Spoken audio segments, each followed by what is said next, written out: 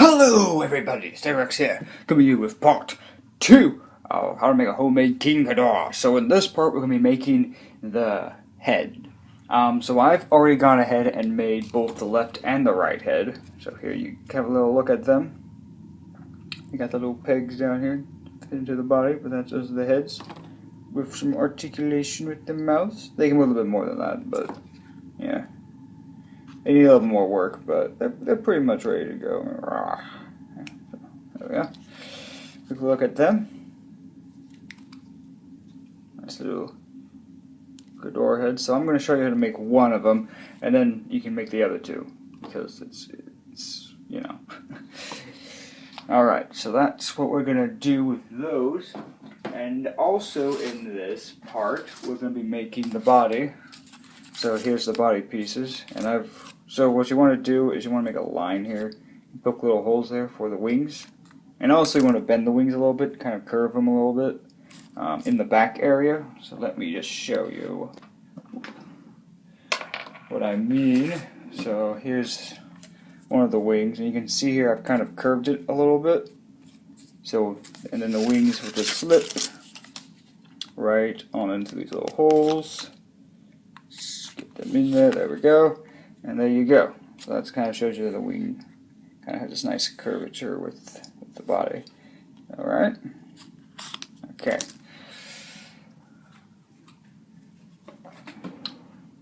These out of the way because we're just working on the head right now. That's all we're working on. Alright, so there's tools for this part, a glue gun, some scissors. For strips like these, all I did was I folded a piece of paper, took a ruler, evened it out so I could find out the right size. You know, you can pick, depending on your size, you can depend on how you want your size to be, whatever. And this is just the base where the little peg's going to go for the body, so it's going to end up curving like that, and the body is going to be attaching like that. Alright? And then you're also going to need 3 of these. You're going to need one big one,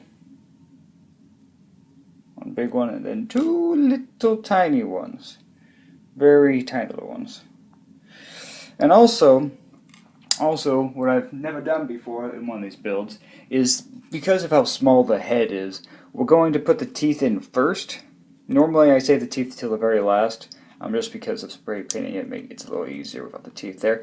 But I went ahead and put the teeth in now because it would be really difficult to get these teeth in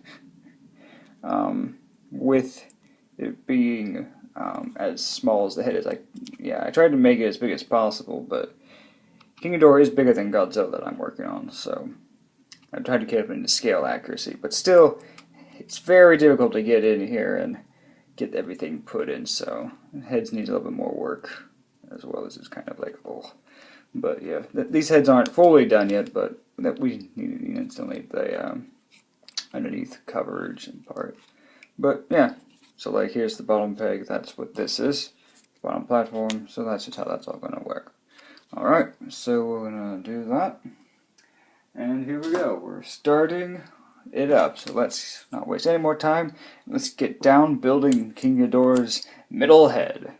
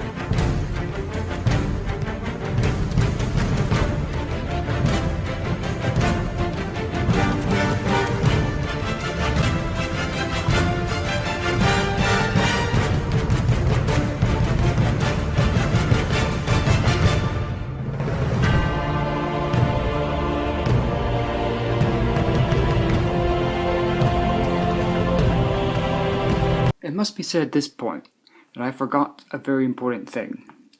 It can be fixed, but I completely forgot. Alright, I'm just going to show you. You see these spikes? Alright, so these spikes are supposed to go on before you put the belly on. And as you can see here, the belly is on, but there are no spikes. So, there are two things I could do here.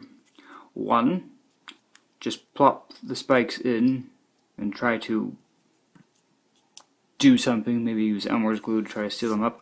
Or, I'm going to have to cut this right here, peel this entire bottom half off, so I can glue the spikes down. So I will first try the simple route, which just use Elmer's glue into the holes, and hopefully that will hold them. And if not, then I'll have to open it up and do it like that.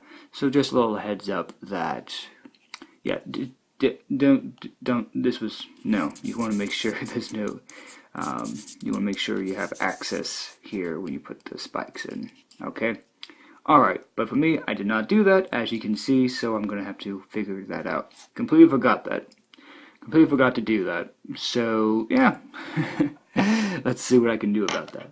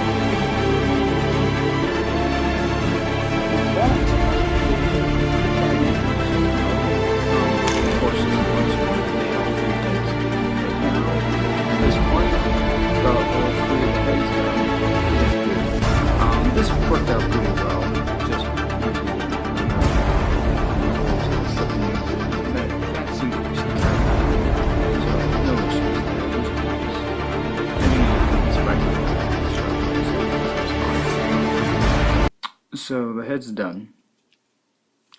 Just some, cover it.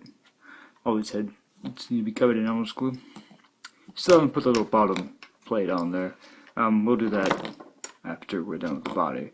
So at this point, we're going to put these off to the side. I'll just grab them all here. Then we'll come to the body parts. Got the main bodies here, and why do we have extra tails? Because King Ghidorah has 2 tails. So when we put down the body strap, we'll have one tail going like that, and the other tail kind of branching off in that direction, something like that. So it'll kind of like that, something like that. And then we've got the spikes for it. Hopefully I'm going to put the spikes on the right way this time. We'll see. Got some little tail spikes. Might put them on, may not. We'll just see. But that's where we are now. So yeah, so we've done the heads, we've done the legs, we've done the wings. Almost ready to put everything together. So now we're gonna move on to making the body. So let's get down to it.